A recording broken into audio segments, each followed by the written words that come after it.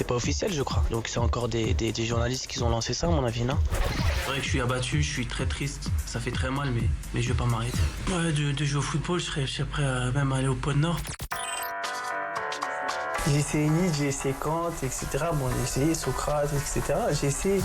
Bon, j'ai pas réussi. Jusqu'à minuit, c'est l'after-foot. À thème, il a mon portable, qu'il m'appelle. Avec Daniel Riolo et Pierre Ducrot. Alors c'était Jean-Michel Aulas. Non, Jean-Claude Dacier. À l'époque, président de l'OM. Voilà, c'était notre générique spécial à thème Ben Arfa. Magnifique.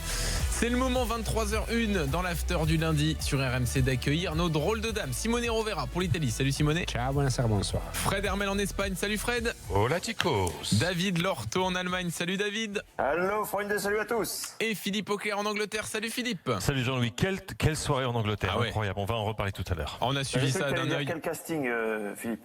Oui, quel casting aussi, ça c'est tous les lundis. Ah bah oui. Victoire de Watford 4-1 face à Chelsea, effectivement, Philippe. On y reviendra tout à l'heure. Petite question préliminaire, messieurs, les drôles de dames. Est-ce que l'anniversaire de Neymar, est-ce qu'un truc comme ça, vous avez dû suivre ça de votre pays respectif? Nous en France, on en fait des tonnes là depuis hier. Ça a été Hormis l'anniversaire de Fred Hermel en Espagne, bien sûr. Oui, alors ça c'est encore pire. Fred Hermel, son nom est projeté sur les murs de Madrid. Oui, voilà, ça compte pas, tu ne joues pas. Les photos de lui en string sont données. Sur la mairie de Madrid et tout. Pourquoi un string? Non, mais alors, donc, parce que tu aimes bien.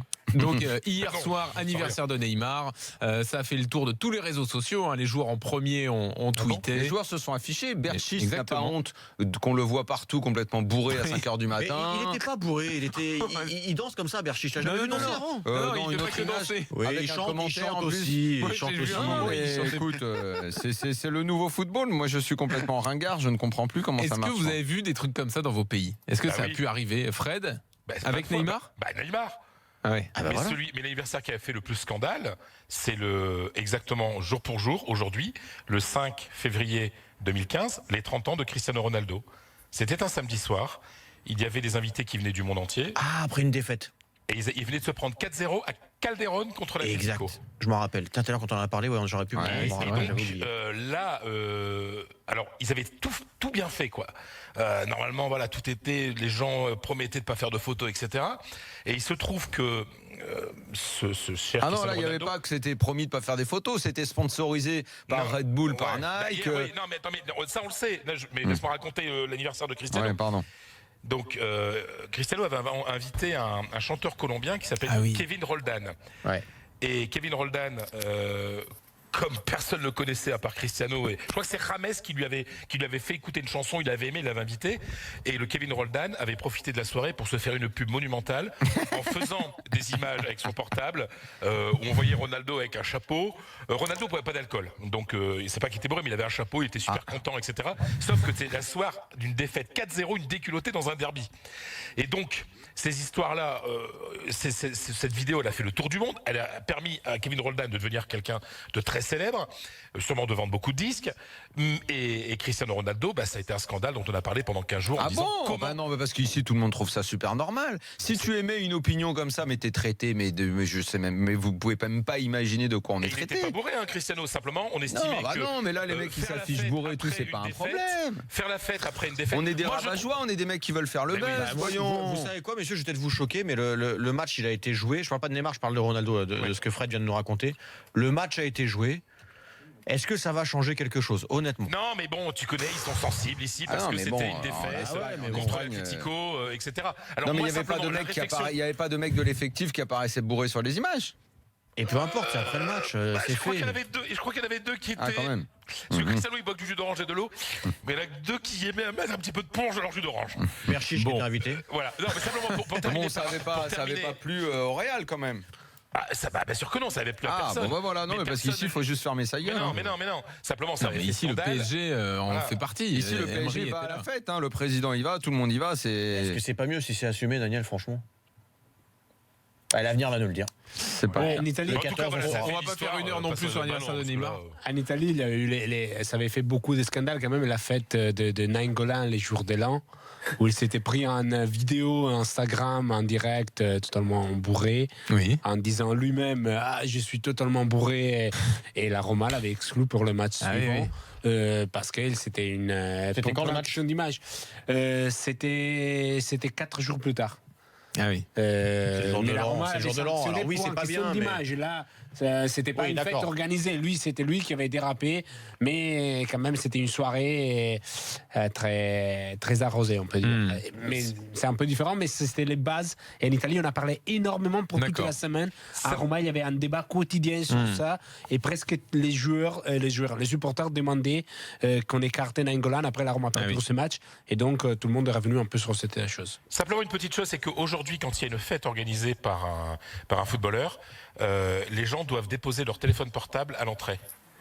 Ah bah Ils oui, ont comme des ça, petits c'est Oui, oui, simple. très hein. souvent, oui. Voilà, T'as raison. ouais, justement, mais c'est après l'histoire de Cristiano Ronaldo, donc ça fait Bon. 3 ans, que ces choses-là sont pratiquées maintenant. On va avancer, messieurs. En Angleterre, en Allemagne, rien à signaler? Absolument rien à cirer de l'anniversaire de Neymar. Oui, je sais, mais il n'y a pas Rien d'exemple du comparable. Oui, des parties d'anniversaire. Je me souviens quand Colin, la femme de Wayne Rooney, avait. Ah oui, Colin. Tu te souviens le 18e anniversaire quand elle était très jeune.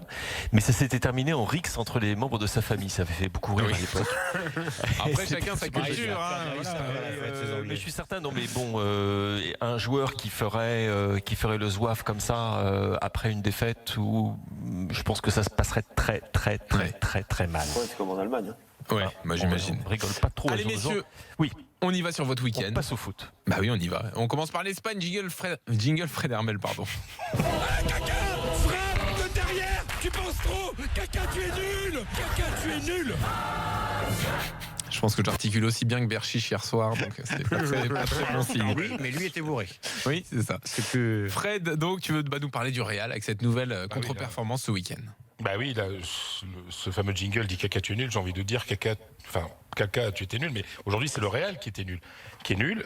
Je pense sincèrement que c'est pas que je suis en train de retourner ma veste ni de virer ma cutie. Simplement, je suis obligé de faire des constats. Je vous promets qu'il y a une semaine, après cette victoire 4-1, belle victoire autoritaire du Real à Valence, je me suis dit ça y est, c'est reparti. Eh ben non, coitus interruptus. Ce Real n'offre plus aucune garantie. Et quand je vois Zidane samedi soir, mais dépité, je n'avais jamais vu cette tête-là, même après la défaite en coupe contre les Ganes, et que Zidane dit je suis dégoûté par les erreurs défensives, par les résultats, etc. Simplement, je pense que le PSG a une opportunité historique d'éliminer le Real Madrid.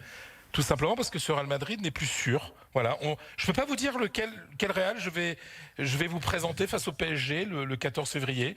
Le Real vainqueur à Valence ou le Real qui joue pas mal en première période, mais qui fait des erreurs défensives contre le 17e indécente à ce niveau-là. Je ne sais pas lequel on va avoir. Donc le Real Madrid n'est plus sûr. Zidane ne peut plus compter sur la totale concentration de ses joueurs, voire une certaine motivation. Personne n'arrive à s'expliquer. Pourtant, ils sont avec l'entraîneur, ils sont unis entre eux, etc. Mais il y a des lapsus défensifs comme ça. La première période, ils ont dominé le ballon de manière outrancière, ça jouait bien au foot, c'était très agréable à suivre, sauf que cette domination ne se traduisait pas par des situations vraiment dangereuses.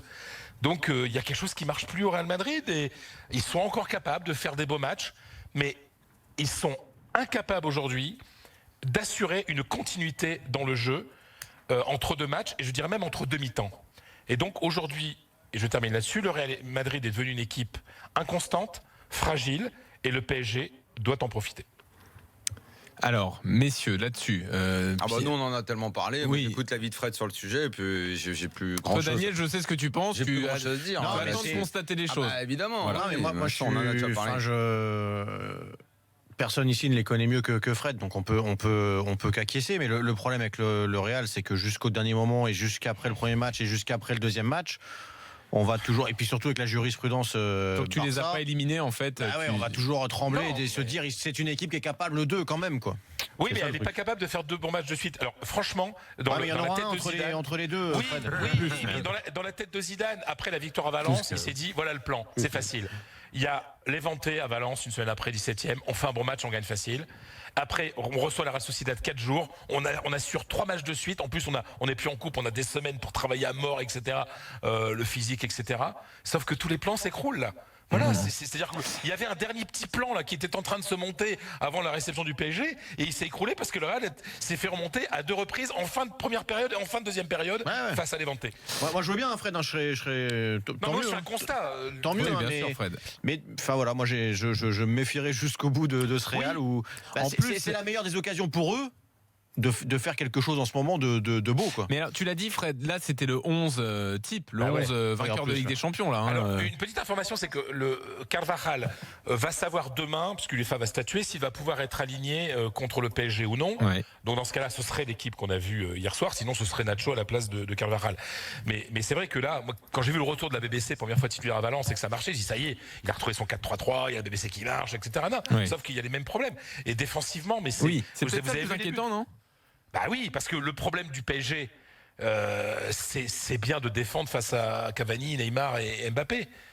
Voilà, et le Real s'il fait des... Et d'ailleurs, Casemiro, qui a parlé juste après la rencontre, disait mais on peut pas se permettre de faire ce genre de faute, d'inattention, d'erreur défensive face au PSG, sinon on est dehors. Ouais. Ils en ont conscience de ça. Alors est-ce qu'ils vont être capables? Mais moi je crois sincèrement que le football c'est une dynamique, c'est une spirale positive ou négative, et que si tu n'es pas capable d'enchaîner les bonnes d'enchaîner les bonnes performances, tu as du mal au jour J à être prêt. Ouais. Ça, c'est tu as raison sur d'avis général, oui, c'est exactement comme ça que ça marche. Sauf que des fois il y a des exceptions. Sauf qu'il rencontre une équipe qui ne sait pas ce que c'est malheureusement qu'une dynamique ou un match de ce niveau, puisqu'il n'en joue quasiment jamais. Pour ainsi dire, 2 par an. Donc en fait, à chaque fois, on ne sait pas comment le PSG peut réagir dans un match où tu as juste autant de joueurs de talent, même moribonds, sur le terrain. Il n'en rencontre jamais des équipes avec autant de joueurs de talent. Si, c'est vrai. Étant cette saison, tu as pu le Bayern. J'ai dit 2 par an. Attends, je vais parler d'informations sur ce match. C'est tout. Oui. Non, pourquoi tu me cries dessus? Non, parce que c'est important. Parce que tout le monde vous parlez quoi? Du match du 3-0 contre le Bayern? Non, du retour, moi je pensais plutôt. Non, en fait, c'est un bon exemple parce que c'est deux matchs diamétralement opposés. Ouais, ça à l'aller, on peut pas dire que l'entraîneur a étouffé pour remporter cette rencontre à l'aller. En plus. Je le sais. Oui, bien sûr. Il y avait un entraîneur qui avait envie de partir. Donc, il en reste un, et c'est le Bayern. Et voilà, le retour, et ils ont perdu au retour. La chance pour le PSG Real n'est pas Madrid, habitué, c'est ça. Voilà, la chance pour le Madrid, c'est que le Real Madrid joue la Ligue des Champions quasiment tous les week-ends. Je dis quasiment, mais c'est vrai que la compétitivité de la Liga fait. Je peux dire les mecs de Levante, ils y ont cru jusqu'au bout. Donc dès que tu montres un petit peu de faiblesse, les équipes en profitent. C'est pas le niveau Ligue des Champions quand même. Enfin, en tout cas, les matchs qui vont arriver là, élimination directe. Mais ce que je veux dire, c'est que les erreurs se payent cash en Liga. La preuve, ce week-end contre un Levante qui est pas grand-chose, qui est un promu qui est 17e. Mais ils ont quand même réussi à se faire remonter 2 buts. Tu vois, donc alors que le PSG peut se permettre de faire défensive, ça coûte pas cher contre Guingamp, tu vois. Alors Fred, à partir de maintenant, tous les lundis dans l'after, on prendra des nouvelles de manière un peu plus insistante de nos internationaux. Il y a 2 de nos internationaux directement dans l'actu en Espagne ce week-end, Griezmann et Umtiti. Tu voulais nous en parler? Alors on va commencer par Antoine Griezmann, et Daniel me posait la question par email. J'étais bien sûr au Wanda Metropolitano hier soir pour la victoire de l'Atlético, un match sérieux de l'Atlético, 1-0 face à Valence. Et c'est vrai que Antoine Griezmann a eu un petit problème avec le public. Alors rien à voir avec ce qu'on avait vu lors du derby il y a 3 mois, où il avait été hué et insulté par une grosse partie des aficionados du Wanda au moment de son remplacement. Hier, en fait, c'était vers la fin du match, il y a un contre, et Griezmann, très intelligemment, arrête le contre pour garder la balle. Voilà, parce qu'il fallait conserver le résultat sur ordre de son entraîneur. Son entraîneur qui, juste après le but marqué par Correa, fait un changement défensif comme il a l'habitude, il fait rentrer un milieu défensif et il fait sortir un joueur très offensif comme Carrasco. Donc il était dans la logique de l'Atlético de conserver le résultat. Et là il y a une petite partie dans la tribune, c'est-à-dire qu'au stade, moi je l'ai même pas entendu, c'est simplement à la télé qui magnifie tout, qu'on a vu les images, on a pu voir les images après, certaines personnes l'ont sifflé pour lui reprocher d'avoir arrêté l'action pour conserver la balle et pas d'avoir continué. Et donc il s'est retourné vers eux, il a montré simplement le doigt sur la bouche en disant mais taisez-vous, etc. Et il a été bien entendu défendu par son entraîneur et par ses coéquipiers en disant mais il a fait ce qu'on lui demandait de faire, quoi. Voilà. Donc alors c'est vrai, le divorce, on sait qu'il va partir en fin de saison. C'est vrai que Griezmann aujourd'hui n'est plus vraiment en odeur de sainteté chez tous les supporters, mais je peux vous dire que sur la pelouse, moi j'ai été impressionné hier. Puis quand on est dans le stade, on voit bien le travail sans ballon. Il cavale. Il cavale, il arrête pas une seconde. Il joue en poste de 9. Hier, je jouais plutôt en 4-2-3-1. Il était juste derrière Diego Costa, quasiment en 10, voire en 9,5. Et il n'a pas arrêté une seconde. Et tout ce qu'il a fait, c'était intelligent. Tout ça pour vous dire que Griezmann ne va pas lâcher ses 4 mois avec l'Atlético et qu'il arrivera à la Coupe du Monde dans une dynamique de compétitivité. Et ça, c'est très bon pour l'équipe. Ça, c'est parfait. Et que s'est-il passé avec Umtiti alors dans le derby chez l'Espagnol? Il faut voir que le derby, oui, il était très bouillé. Le derby entre le Barça et l'Espagnol est vraiment quelque chose de vécu très très fort du côté du Barça. On voit Piqué de la manière dont il a célébré son but. Il y a plein d'histoires d'ailleurs, des titres perdus et tout. Ouais, voilà, c'est ça. Le Real a gagné un titre de Liga parce que Raúl Tamudo avait marqué le 2-2 à Bernabéu qui offrait le titre au Real. Voilà, Tamudo, joueur de l'Espagnol. Et donc, qui a bien sûr eu un siège gratuit au Real toute l'année, cette histoire. Et en fait, le Barça était mené, Piqué a égalisé. Et après, il y a eu beaucoup de tensions. Les joueurs de l'Espagnol qui étaient très énervés de ne pas pouvoir battre leur grand rival. Surtout qu'à l'Espagnol, vous savez, c'est un club qui se sent un petit peu à part. C'est une minorité à Barcelone et les médias et tout ça, le gouvernement catalan, nationaliste catalan, les méprise un petit peu. Et donc, pour eux, battre le Barça, c'était ce qu'il y avait de plus grandiose. Et Umtiti, je l'ai jamais vu comme ça. C'est un garçon plutôt calme. Il s'est chauffé avec un joueur de Sergio Garcia, un joueur de l'Espagnol, et Sergio Garcia lui aurait dit Negro de mierda. Alors on revient avec la même histoire. Ça m'étonne pas du tout. Ouais, Negro, bizarre, ça veut pas. Non mais Negro, c'est pas nègre en Espagne, c'est noir. Alors je sais bien que c'est vous savez l'histoire de oui, enfin, noir de merde, c'est pas beau non plus. Non mais je veux dire après voilà. Et donc Umtiti, lui, il a compris a priori nègre de merde. Et bon, ça s'est très mal passé. Il était hors de lui. Je crois que c'est même Piqué qui a dû le retenir pour pas qu'il revienne sur le terrain après la fin du match pour aller s'en prendre à Sergio Garcia. Bon après ça s'est amélioré. Sergio Garcia a dit maintenant ma femme est gitane. Comment vous dire, je pense que je suis raciste. Bon, bref voilà. L'argument classique et aussi pitoyable que classique. Oui, c'est voilà. ça. Non, mais voilà, donc voilà. Il n'y a pas d'histoire alors.